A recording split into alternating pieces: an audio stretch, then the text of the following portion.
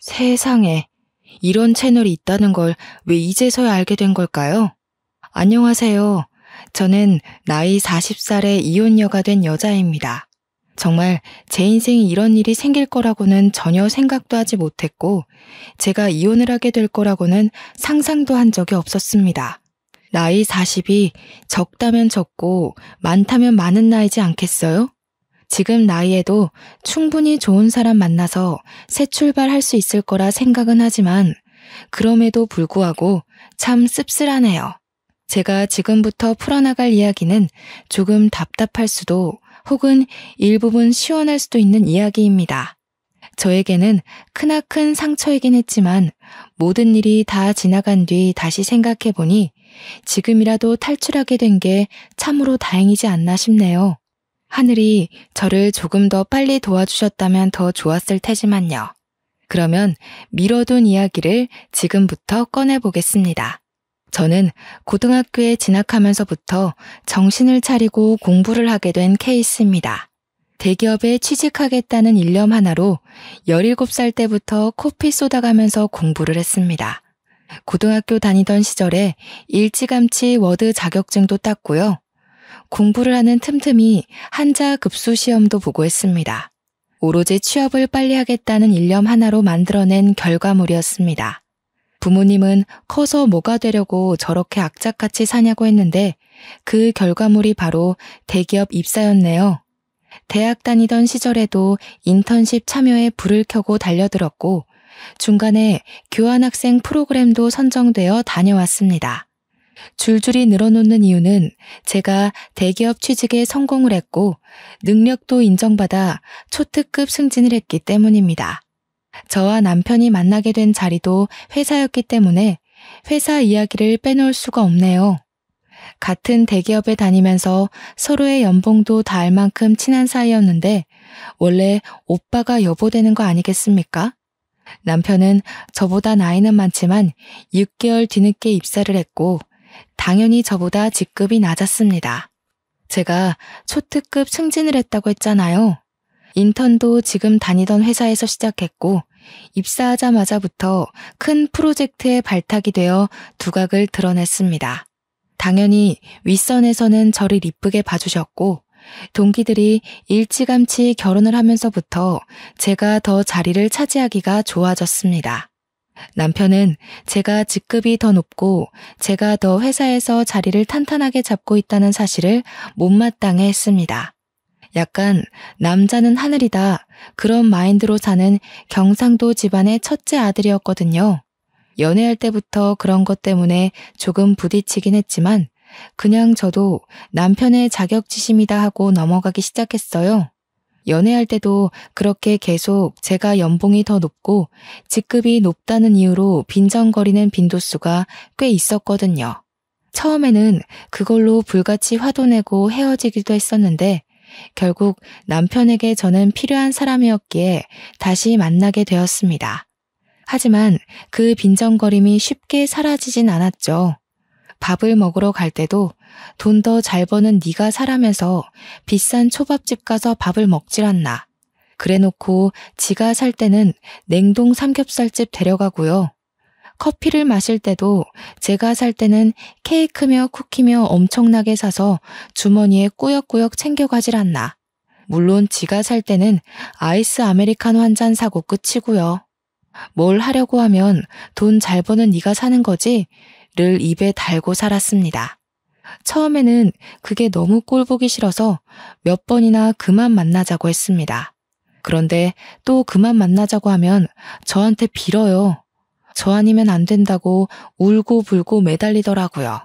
그리고 또 한동안은 그런 소리 없이 저한테 잘해줘요. 그래서 마음이 약해져서 속아 넘어가지고 하다 보니까 저도 그 빈정거림에 무뎌지더라고요. 시간이 물 흐르듯이 흐르고 어느 정도 나이가 차니까 결혼 이야기가 솔솔 나오더군요. 사실 그때까지도 저는 확신이 없었어요. 이 사람과 오래 연애하긴 했지만 결혼해서 평생을 살아야 한다고 하면 글쎄요. 매일같이 싸우기만 할 것 같고 행복하지 않을 것 같아서 결혼까지는 못하겠다고 생각했죠. 그런데 양가의 생각은 조금 달랐습니다. 시댁에서는 똑부러지고 할 일 잘하는 제가 꼭 며느리가 되었으면 한다고 몇 번이나 저를 붙잡았고요. 저희 집에서는 성격 더러운 저를 받아줄 사람은 남편뿐이라는 이유에서 결혼을 서둘렀습니다. 동기들은 죄다 결혼해서 애가 둘이고 셋인데 저는 아직 시집도 못 갔으니 조바심이 날 수밖에 없었을지도 모르죠. 그렇게 제 의사와 상관없이 결혼식 준비가 한창일 때도 남편은 저에게 모든 걸 떠맡겼습니다. 그때 저는 큰 프로젝트의 중심에 있었기에 시간이 매우 부족했음에도 불구하고 남편이 모든 걸 저에게 맡기는 바람에 결혼식 준비까지 해내야만 했어요. 왜 저한테 오롯이 다 맡겼는지 궁금하시죠? 제 취향이 까다롭거나 신부가 제일 빛나야 하는 자리니까 그런 이유도 아니고요. 단지 제가 더 돈이 많다는 이유였습니다. 돈 많은 사람이 결정권을 가져야 편하다고 지는 손 놓고 있었던 거죠. 저는 그런 남편을 전혀 이해할 수 없었고 속으로 정말 욕도 많이 했지만 좋게 생각하려고 노력했습니다. 이미 주위에도 결혼한다고 소문이 다 났고 제일 중요한 회사에서도 소문이 다 났기 때문에 이제 와서 무르기에 늦었다고 생각한 거죠. 저에게도 체면이라는 게 있으니까요. 결혼은 반반 결혼하자고 했더니 대출은 제 이름으로 받자고 하더군요. 이유는 당연히 제가 더 잘 벌기 때문이죠. 소식을 들은 친구들이 제가 아깝다면서 저를 뜯어말리기까지 했습니다. 딱 봐도 생긴 게 좀팽이 같고 속도 좁아 보이는데 그런 지옥구덩이에 가냐고 하면서요. 결혼을 한 친구들은 저에게 평생 비혼으로 커리어 지키면서 살 줄 알았다고 결국 너도 어쩔 수 없이 시집을 가는구나 하면서 안타까워했어요. 그 이야기를 듣자마자 경력 단절이 막 떠오르면서 파혼할까 싶기도 했습니다. 저도 매일 밤잠을 못 잘 정도로 엄청난 고민을 했어요. 근데 제가 이런 고민을 하는 게 티가 났는지 제 눈치를 보면서 저한테 엄청 헌신하는 척 하더라고요. 평소에도 제 기분이 나빠 보일 때 열심히 옆에서 비위를 맞춰주는 사람이긴 했거든요. 결혼 준비하면서 스트레스 받나 보지 싶었는지 뜬금없이 꽃다발을 선물로 주기도 하고 비싼 레스토랑에 데려가기도 하고요. 평소에는 선물하지 않던 비싼 브랜드의 목걸이도 선물을 해주더군요. 솔직히 그런 선물 받으니까 싫진 않았어요. 부모님 말씀대로 제 성격을 이만큼 받아줄 사람이 어디 또 있겠냐 싶기도 하면서 그냥 다들 이렇게 살겠지 하는 마음으로 결혼식까지 진행했습니다. 결혼식을 진행할 때부터 맡고 있던 프로젝트에 갑자기 스폰이 붙으면서 점점 규모가 커졌어요. 정말 신혼이라는 걸 까먹을 정도로 바빠서 회사에서 숙식을 해결해야 할 때도 있었습니다. 야근은 밥 먹듯이 하고 주위에서도 기대감이 엄청나게 컸습니다. 남편은 제가 집에 들어오지 않는 것에 대한 불만보다 제가 그 큰 프로젝트의 주축이라는 걸 더 고가워했어요. 이제 혼인신고도 했겠다. 저에 대한 자격지심을 숨기지 않고 드러냈습니다. 그게 불과 결혼한 지 3개월 만에 일어난 일이었습니다. 8개월간 이뤄진 큰 프로젝트는 엄청나게 성황한 채로 끝났습니다. 그래서 저는 성과급도 정말 상상할 수 없을 정도로 많이 받았고요. 승진 자리도 내정되었다는 소리를 들을 정도로 축하를 받았습니다. 당연히 임원급 사람들에게 들은 이야기였기에 제 승진에 토를 달 사람은 한 명도 없었습니다. 그런데 그 이야기가 남편의 부서까지 흘러들어갔고 직원들이 남편에게 축하한다고 했나 봐요. 성과급도 많이 받고 승진까지 따놓은 당상이라며 결혼하고 아주 잘 됐네. 이런 식의 칭찬이요. 자격지심이 강한 남편이 그 소리를 과연 곱게만 들었을까요? 그날 이후로 남편은 집에서든 회사에서든 저를 경쟁의 상대로 보는 건지 뭔지 저에게 아주 기분 나쁜 티를 팍팍 냈습니다. 예를 들면 회사 일에 미쳐서 집안일은 전혀 돌보지 않는다고 이야기를 하질 않나, 시댁에 전화 걸어서 제가 밥 한 끼 안 차려준다고 욕을 하질 않나 하면 시모가 저한테 전화해서는 진짜 결혼해서 밥 한 번 안 차린 게 맞냐고 물어보기까지 했어요. 아니, 회사 일이 바쁜데 어떻게 합니까? 저는 정말 제 명예를 위해서라면 어떤 일이든 해낼 수 있었거든요. 고등학교 입학할 때부터 목표에 두었던 대기업 입사였는데 당연히 밥 차릴 시간에 프로젝트 하나 더 따낼 생각을 해야 되지 않겠어요? 저는 남편에게도 솔직하게 이야기했어요.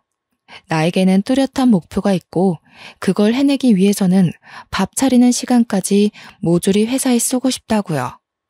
남편은 대인배인 척 알겠다고 했지만 그걸 빌미로 시댁에 저를 욕하고 싶었던 거였겠죠. 저는 시댁에 제 욕을 했다는 것 자체를 이해하지 못했고 그걸로 남편과 저는 조금 싸우게 되었습니다. 한창 좋아야 할 신혼에 부부싸움이 잦으니 정말 지치더라고요. 결혼한 지 6개월도 안 돼서 이혼하는 부부도 있나 인터넷에 검색까지 해봤다니까요. 그렇게 서로 마주보고 밥도 안 먹고 지내기를 반복하다 남편이 저에게 이야기를 좀 하자고 하더군요. 그래서 못 이기는 척 화해를 해야겠다 싶었는데 남편은 저에게 아주 기가 막힌 이야기를 했습니다. 나 사업을 해볼까 하는데 어차피 대기업에 다녀도 당신보다 벌지도 못하니까 회사 때려쳐도 되지 않을까? 당신이 버는 돈이면 우리 둘 먹고 사는데 문제 없으니 더 늙기 전에 도전하고 싶어. 그게 무슨 귀신 씨나라 까먹는 소리야? 지금 우리가 대기업에 다니고 둘 다 맞벌이를 하니까 돈도 모으고 대출도 갚고 안정적인 거지. 당신이 여기서 그만두면 우리 당장 대출 갚는 것도 힘들어질 텐데 저는 남편을 뜯어 말려야만 했습니다. 객관적으로 보나 주관적으로 보나 남편은 그냥 남 밑에서 시키는 일이나 잘하고 사는 게 적성에 맞는 사람이거든요. 프로젝트에 투입되었다가 이리 끌려다니고 저리 끌려다녀서 잘린 것만 2번 봤는데 뭘 믿고 사업을 한다는 건지. 솔직히 사업을 한다 치면 저 같은 사람이 하는 게 더 어울리거든요. 제가 반대를 하고 나서자 남편이 또 뾰루퉁한 얼굴이 되길래 일단 구체적인 사업 계획이나 들어보자 했습니다. 이 사이트 보이지? 이게 중국에서 운영하는 사이트인데 도매 물건들을 파는 곳이야. 중국에서 싼 값에 물건을 사와다가 우리나라에서 파는 거지. 근데 처음부터 재고를 많이 가져올 필요도 없어. 도매면 보통 최소 수량이 100개, 1000개 이러지 않아? 근데 이 사이트는 10개만 사도 돼. 매장이나 이런 데서 팔겠다는 건 아니고 나도 인터넷 사업자 내서 인터넷 쇼핑몰 오픈하면 잘 될 것 같아. 요즘은 SNS 홍보도 하고 하니까 재고 떠안을 필요도 없고 괜찮지 않아? 이야기를 듣는데 사업 계획이 꽤 구체적이더라고요. 은근히 빈틈이 많은 사람인데도 사업 계획에 크게 빈틈도 없었고 배송 문제는 자기가 알아본 게 다 있다고 하더군요. 그러면서 도매 가격에 몇 %를 더 얹어서 팔면 순이익이 얼마가 난다면서 계산까지 척척 하는데 괜찮겠다 싶었어요. 상품은 어떤 걸로 할 건데? 요즘 트렌드에 맞추려면 보는 눈이 꽤 좋아야 할 텐데. 제 말이 끝나기 무섭게 남편이 봐둔 상품이 있다면서 저에게 이것저것 보여주는데 SNS에서 많이 보이는 디자인의 식기부터 옷까지 여러 종류가 있었어요. 젊은 사람들이 트렌디하게 좋아할 법한 아이디어 제품들도 여럿 있었고요. 저는 남편에게 괜찮겠다고 이야기를 하니 남편의 얼굴이 눈에 띄게 밝아졌습니다. 하지만 처음부터 올인해서 매달리는 것에는 반대를 했어요. 남편을 차근차근 설득하기 시작했습니다. 상품들이 전부 좋다. 가격도 좋고 국내 인터넷 쇼핑몰에서 판매했을 때 가격도 나쁘지 않은 것 같다. 하지만 처음부터 주문이 많이 들어올 거라는 생각은 들지 않으니 회사를 다니면서 차근차근 해보자. 이렇게 이야기를 하니 남편도 수긍을 하더라고요. 자기도 집 대출 갚고 생활비 생각하면 당장 회사를 그만두는 건 아니다 싶었는지 회사를 다니면서 사업자를 내서 해보겠다고 했습니다. 그렇게 남편에게 나름 용기를 북돋아주고는 저희도 화해를 했어요. 그동안 서로 서운하게 해서 미안하다. 나도 가정을 챙기겠다. 너도 자격지심 그만 부려라 하면서요. 간만에 2다리 뻗고 잔 것 같네요. 그렇게 남편은 평일에는 회사 일을 보고 주말에는 상품을 떼와서 이리저리 촬영도 하고 인터넷 쇼핑몰을 오픈해서 물건을 올리기 시작했습니다. 처음에는 10개, 20개 사서 팔았던 제품이 점점 주문이 늘어나자 50개, 100개가 되었어요. 말 그대로 오픈한 지 2-3달 만에 대박이 나고 말았습니다. 배송 보내느라 평일에 퇴근하고 와서는 남편과 둘이 상품 포장하는 데 시간을 다 보내야만 했어요. 저녁밥도 제대로 먹지 못할 만큼 바쁘니 저희도 점점 지치기 시작했습니다. 처음에는 작은 방에 물건들을 두고 재고를 파악해가면서 물건을 배송했는데 주문량이 늘어나니까 방 정리가 되지 않는 거예요. 창고를 하나 얻어서 물건을 쌓아야 할 지경이 오니까 남편도 저도 둘이서 할 수 있는 업무량이 아니다 싶었습니다. 물건 배송 나갈 걸 포장하는 와중에도 쉴 새 없이 주문이 밀려 들어왔으니까요. 트렌드가 또 얼마나 휙휙 바뀌는지 잘 아시죠? 새 물건은 계속 들어오고 집 거실까지 물건이 꽉 차서 발 디딜 틈이 없고 결국에는 집 근처에 크게 나온 지하 창고에 새를 얻어서 물건을 정리하기 시작했습니다. 평일에 회사 일 때문에 창고 정리도 못하고 배송이 점점 밀리자 남편이 드디어 회사를 그만두겠다고 했습니다. 월 매출만 따져봐도 지금 남편이 버는 월급보다 훨씬 많은 돈을 벌 수 있었거든요. 남편의 성공과 동시에 저는 약간 불안해졌지만 남편에게 처음부터 약속했던 게 있었던지라 저는 퇴사에 찬성해줬습니다. 쇼핑몰을 시작한 지 6개월 만에 남편이 버는 돈은 제 월급보다 많아졌어요. 회사를 그만두고 직원을 2이나 뽑아서 배송 업무를 도맡아서 하게 했고요. 저는 점점 늘어나는 남편의 쇼핑몰 규모에 정말 입이 떡 벌어지고 말았죠. 남편이 남 밑에서 일해야 되는 사람인 줄 알았는데 사업에 정말 소질이 있었습니다. 제가 모르는 사이 맘카페 같은 곳에도 홍보를 했고 SNS 활동도 활발하게 하면서 사업을 점차 키우고 있었던 거죠. 대기업을 퇴사할 때도 조금은 섭섭해할 줄 알았는데 시원한 마음만 가득하다면서 정말 행복해했습니다. 그런 남편의 모습을 보면서 정말 용기 있는 선택이라고 생각했고요. 그런데 남편이 저보다 월급이 많아지고 사장님 소리도 듣고 장사가 정말 잘 되니까 점차 저에게 의스대기 시작했어요. 카드 하나 띡 던져주면서 앞으로 생활비는 본인이 책임지겠다면서 제가 버는 돈은 푼돈이니까 전부 저금을 하라는 거예요. 은행에 가서 펀드 가입도 하나 하고 적금도 들으라고 종용했어요. 그러면서 자동이체까지 걸어버리고 저한테 앞으로는 가계부도 쓰고 버는 돈 전부 모으고 있는지 확인하겠다고 저를 올가매는 거예요.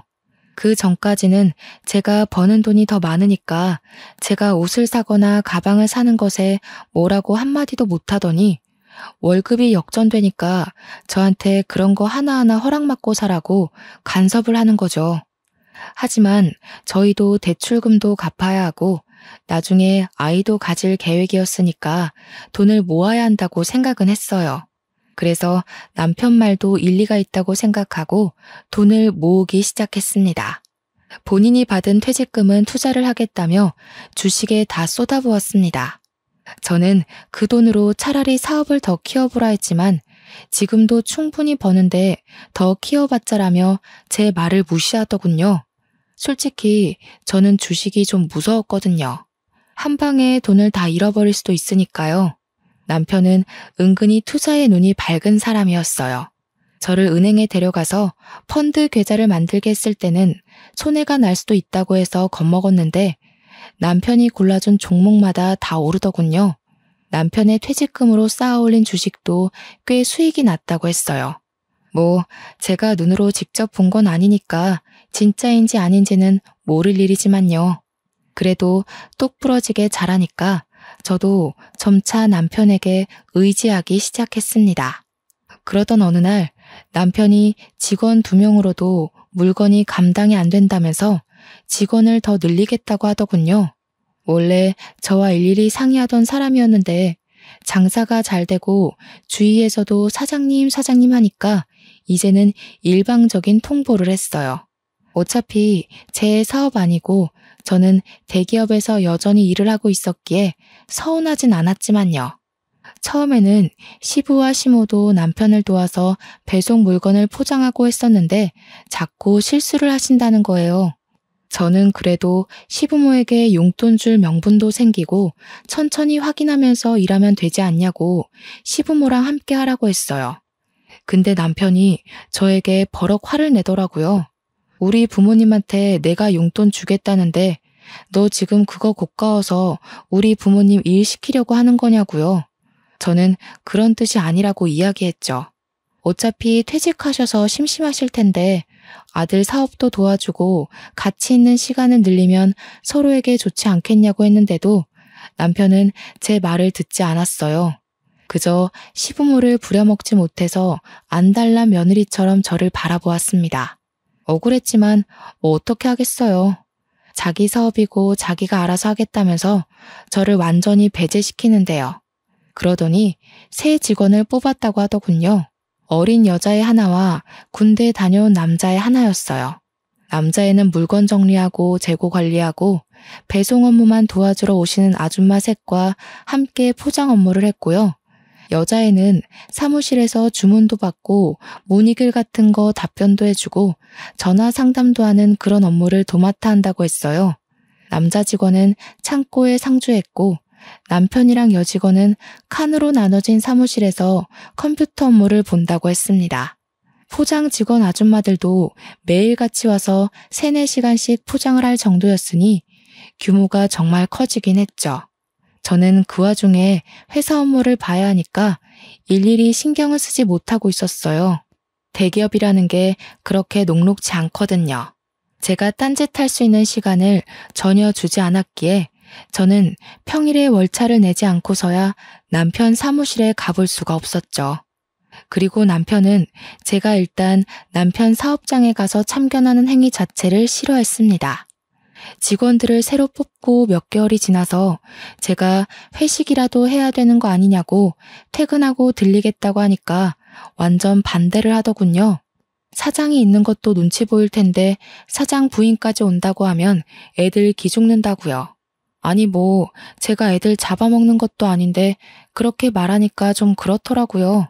제 월급을 전부 적금과 펀드에 쏟아붓고 있었잖아요. 그러다 보니 제가 성과급을 받지 못하면 개인적으로 쓸 수 있는 돈이 없더라고요.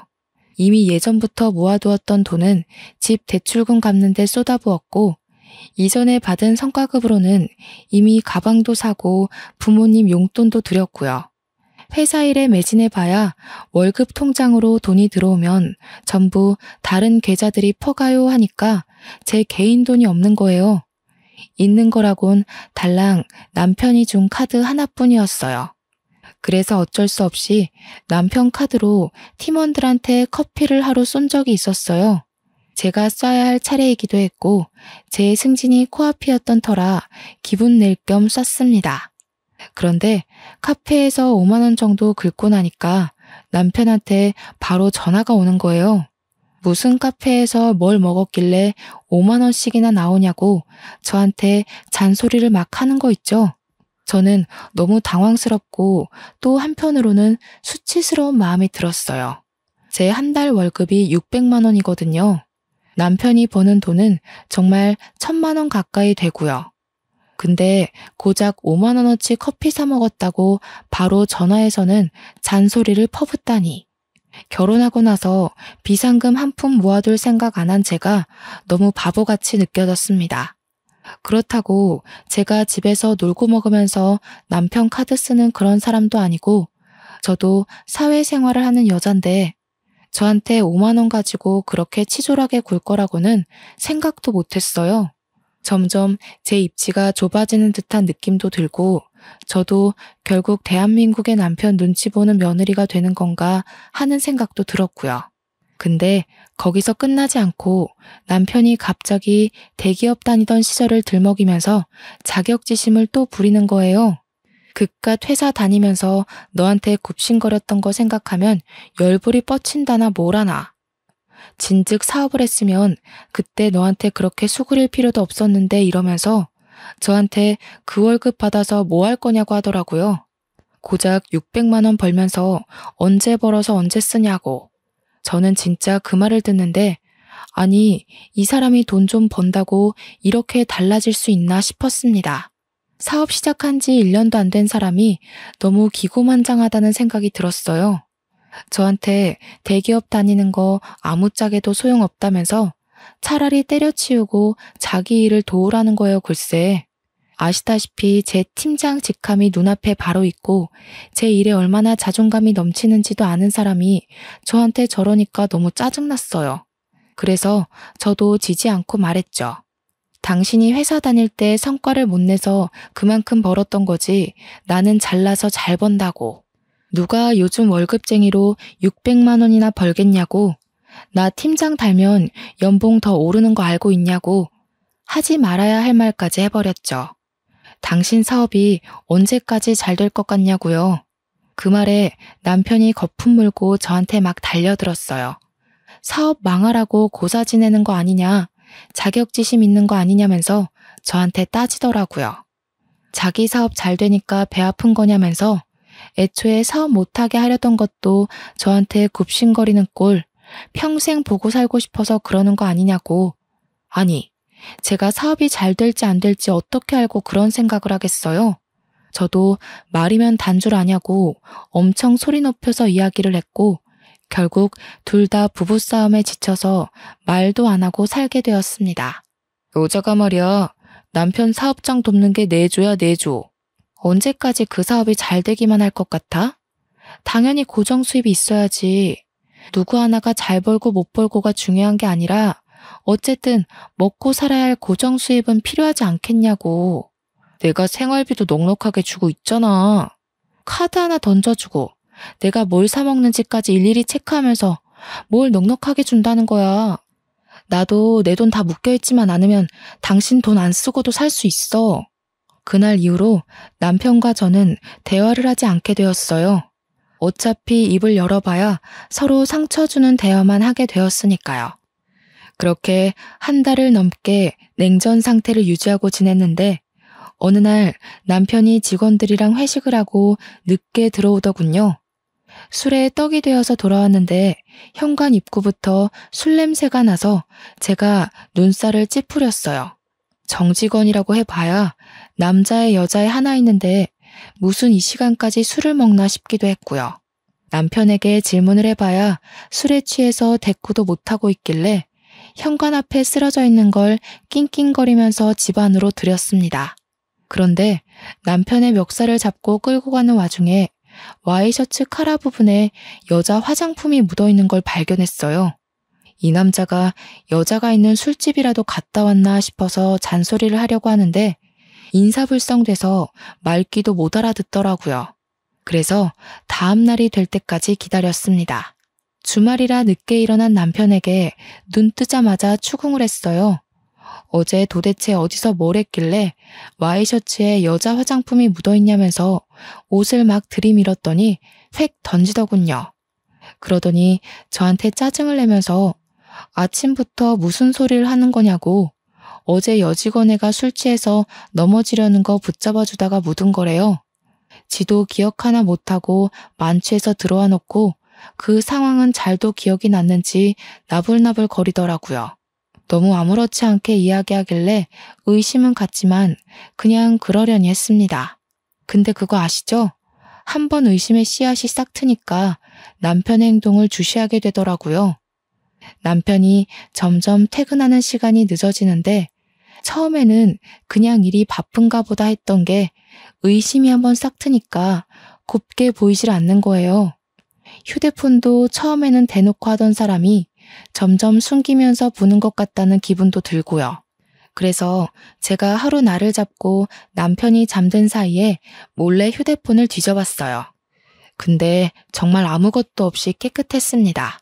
남편이랑 직원들이 나눈 단체 대화방이나 개인 문자를 뒤져봐도 아무것도 없이 일 이야기만 있었고요. 괜히 의심했던 게 미안해지면서 몰래 본 건 비밀로 해야겠다 싶었습니다. 그러다가 진짜 제 인생에서 가장 잊지 못할 사건이 터졌습니다. 의심을 지우려고 노력한 지 한 달이 채 지나지 않아서 남편이 휴대폰이 사라졌다고 막 집안을 뒤지더라고요. 저도 전화해보고 했는데 어디에서도 남편 휴대폰이 울리지 않았어요. 아무래도 차에 두고 온 것 같다는 소리를 하더라고요. 마트 갈 준비를 하고 있었거든요. 그래서 남편한테 차 키를 달라고 했습니다. 어차피 나 마트 가려고 했어. 당신 차 타고 갔다 오면서 휴대폰 있나 봐줄게. 그러다 남편이 의심 없이 차 키를 저에게 주더라고요. 그래서 남편 차를 찾아서 시동을 걸고 보니 음료 놓는 자리에 휴대폰이 꽂혀 있었습니다. 칠칠치 못하게 여기다가 두고서는 휴대폰을 그렇게나 찾았구나 싶어서 주머니에 넣고는 마트에 가려고 했는데 갑자기 진동 소리가 들리는 거예요. 제 휴대폰도 주머니에 있는 남편의 휴대폰도 조용한데 진동 소리가 계속 들렸어요. 뭔가 싶어서 소리가 나는 곳을 찾아보니까 차 글로브 박스 안에서 울리더라고요. 그래서 아무 생각 없이 글로브 박스를 열었더니 남편 휴대폰과 똑같은 기종의 똑같은 색인 휴대폰이 하나 더 있더라고요. 순간 등줄기에서부터 소름이 쫙 끼치면서 금기의 열매를 먹은 것 같은 기분이 들었습니다. 발신자를 확인하니 하트라고 되어 있었어요. 저는 덜덜 떨리는 손으로 전화를 받았습니다. 웬 여자가 여보세요? 하길래 제가 누구세요? 라고 반문을 했어요. 그러니까 여자가 누구세요? 하는 거예요. 그래서 제가 너 누구냐고 하니까 전화를 말없이 끊더라고요. 그래서 너무 어이가 없어서 남편에게 전화를 하려고 보니 제 주머니 속에 휴대폰이 있잖아요. 쎄한 느낌의 남편 것으로 추정되는 다른 휴대폰을 뒤져보려고 하니 비밀번호가 걸려 있더라고요. 이거 분명히 뭐 있다. 남편이 바람난 게 틀림없다 하는 생각이 들었습니다. 마트를 다녀와야 하니까 내비게이션을 딱 켰는데 거기서 또 소름이 돋더라고요. 최근 주소지 검색 목록이 생각나서 그걸 딱 눌렀는데 웬 오피스텔 주소가 엄청 찍혀 있는 거예요. 땡땡동 땡땡 오피스텔이라고 적혀 있는데 남편 사무실에서 10분 거리거든요. 저는 뭔가에 홀린 사람처럼 남편의 블랙박스를 뒤졌습니다. 블랙박스에 녹화된 목록을 하나하나 뒤져보는데 땡땡 오피스텔 앞에서 찍힌 녹화본이 있더군요. 숨죽여서 화면을 제 휴대폰으로 하나하나 녹화하기 시작했어요. 남편이랑 여자가 오피스텔로 들어가는 모습 전부를 날짜까지 정확하게 보이게 찍었습니다. 찍는 내내 손이 어찌나 떨리고 호흡이 가빠지는지 결혼할 때부터 할까 말까 떠밀리듯 결혼한 남편이었지만 바람을 핀다는 게 확실해지니 정말 깊은 배신감이 들었어요. 증거를 나름 수집해놓고 마트에 가서 정말 아무 생각 없이 장을 보고 집으로 돌아와 남편에게 주머니에 있던 휴대폰을 주었습니다. 그랬더니 남편이 차에 있었냐고 하더라고요. 차에 있었어. 근데 휴대폰이 하나 더 있더라? 하트한테 전화 왔는데 내가 받았어. 그러자 남편 얼굴이 갑자기 딱딱하게 굳으면서 아무 말도 못하더라고요. 이 인간 나한테 딱 걸렸다 하는 생각이 들었죠. 근데 갑자기 표정을 싹 바꾸더니 무슨 소리냐고 웬 하트? 이러는 거 아니겠어요? 얼마나 가증스럽던지. 정말 코웃음이 뻥 하고 나올 것 같았습니다. 저는 글로브 박스에서 발견한 휴대폰도 남편에게 던졌어요. 그러자 남편이 빼도 박도 못한 증거를 들킨 것처럼 휴대폰을 양손에 쥐고 아무 말도 못하더라고요. 그 여자 누구야? 당신 회사 여직원이야? 그래서 오피스텔에 살림 차렸어? 땡땡동 땡땡 오피스텔에. 당신이랑 여자랑 들어가는 거 다 찍혔더라. 블랙박스까지 이미 다 확인하고 오는 길이니까 변명할 생각 하지 마. 오해야. 그리고 그걸 뒤져보긴 왜 뒤져봐? 당신 무슨 의부증 있어? 남의 사생활을. 부부끼리 사생활까지 존중해줘야 하는 거야? 그 사생활이라는 게 바람인 거고 내가 어디까지 눈 감아줘야 하는 건데 말해봐. 제 말에 남편이 아무 소리 못하고 부들부들 떨더라고요. 바람 필 때는 좋아서 몰랐겠지만 걸리고 나니까 이제 와서 후회라도 하는 건지 뭔지. 그런데 남편이 갑자기 한숨을 내쉬더니 오히려 당당하게 나오는 게 아니겠어요? 야, 남자가 사업하고 돈도 좀 벌고 하면 바람도 한 번쯤은 필 수도 있는 거지. 그거 실수잖아. 실수 한 번을 용서 못 해줘? 그냥 그런가 보다 하고 넘어가는 미덕도 없냐 너는? 네가 뭐 어떻게 할 건데? 나랑 이혼이라도 하게?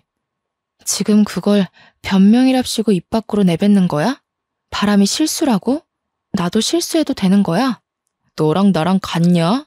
꼴랑 500만 원 좀 넘게 벌면서 내가 턱턱 가져다 주는 돈 없으면 어떻게 살려고 그래?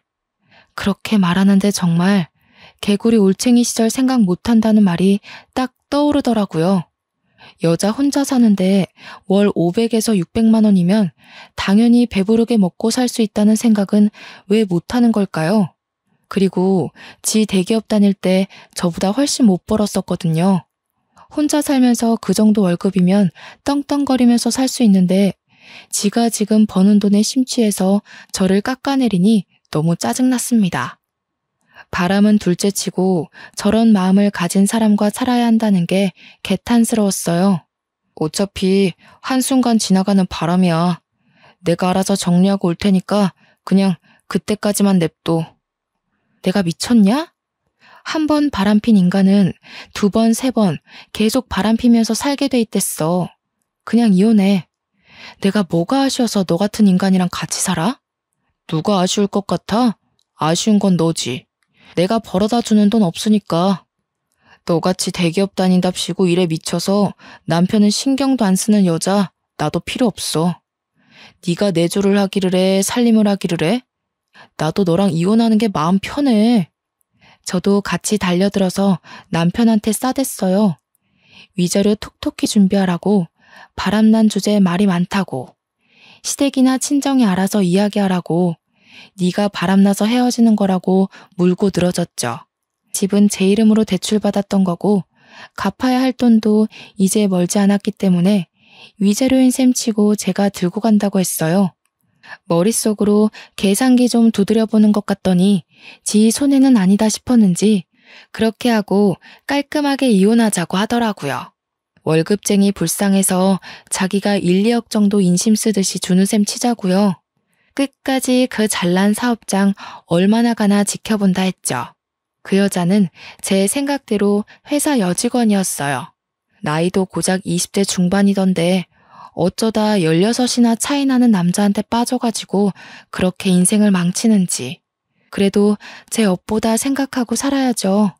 유부남 꼬셔서 살림까지 차린 건데 근데 저는 그냥 넘어가면 안 되지 않겠어요? 남편과 협의이혼 도장 찍고 아파트까지 다 넘겨받은 이후에 상간녀 소송부터 걸었습니다. 증거야 뭐 블랙박스면 충분하다고 하더군요. 거기다가 제가 그 불륜 남녀들의 휴대폰 수사까지 맡기면 증거야 차고 넘칠 거라고 했어요. 제가 상간녀 소송을 걸고 뒤늦게 남편이랑 상간녀가 송달을 받았는지 전 남편이 저에게 전화가 와서 그 소송 뭐냐고 화를 내더라고요. 상간녀 소송이 상간녀 소송이지 뭐긴 뭐겠어. 저는 그 한마디 날려주고 두 연놈들의 번호를 차단해버렸습니다. 당연히 증거가 충분했기에 소송에서 저는 이겼고 위자료로 2천만 원을 받게 되었습니다. 물론 그 돈도 남편의 주머니에서 나온 돈이었겠지만 속은 시원하더라고요. 승소문을 프린트해서 그 동네 오피스텔이랑 상간녀의 본집 주소지 근처에 죄다 뿌려버렸습니다. 인터넷에 찾아보니 명예훼손으로 걸려봐야 처음에는 벌금 몇십만 원이 전부라고 하더라고요. 게다가 상간녀 아버지가 교육자라고 했으니 타격은 더 클 거라고 생각했거든요. 그래서 그 학교까지 수소문해서 주변에 죄다 뿌려버렸습니다. 당연히 동네고 어디고 죄다 소문이 났을 거고 얼굴을 들고 다니지 못할 만큼 수치스러웠을 거예요. 저는 당연히 명예훼손에 걸렸고 벌금형을 받았습니다.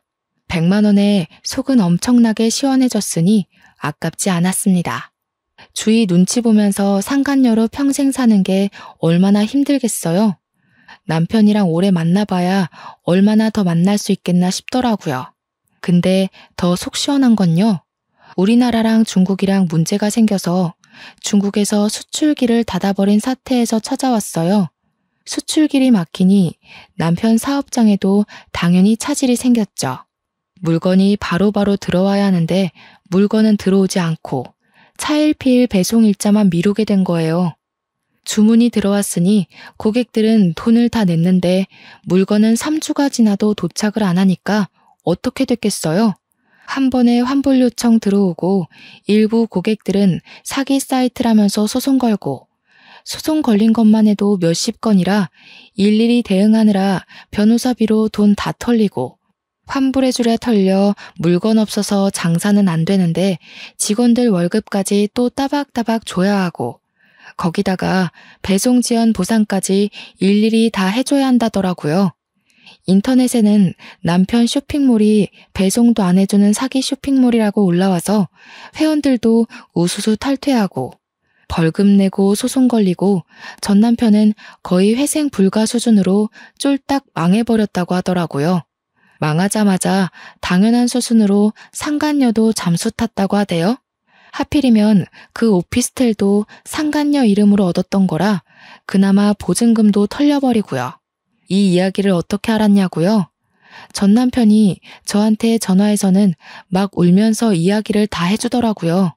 차단해놨더니 다른 번호로 전화해서 한 번만 용서해달라고 울고 비는데 저보고 그동안 적금이랑 펀드 투자했던 거 많이 오르지 않았냐고 목돈 됐을 것 같다며 아파트 값도 많이 올랐던데 합치면 안 되겠냐요. 제가 미쳤나요? 그딴 새끼랑 다시 살게. 꺼져. 나도 10살 어린 파릇파릇한 연하남 만나서 행복하게 살 거니까. 너는 너대로 알아서 인생 잘 헤쳐가면서 사세요. 그러고 전화 끊고 바로 차단도 해버렸습니다. 그 이후에 연락이 왔는지 안 왔는지도 모르겠네요. 팀장 달고 새 명함 나오자마자 휴대폰 번호도 바꿔버렸거든요. 지가 생각해도 양심 없을 테니 전화는 안 했길 바랍니다. 지금 저는 정말 탄탄대로 잘 밟아가면서 팀장으로서 팀원들 잘 챙기면서 지내고 있어요. 전 남편에게 후원장담했던 것처럼 연하남과 썸 타면서 지내고 있네요. 돌싱이 되어버리긴 했지만 앞으로의 인생은 행복한 일만 가득할 거라 상상하면서 오늘 하루를 마무리 짓습니다. 여러분도 즐거운 인생 사시길 바랄게요.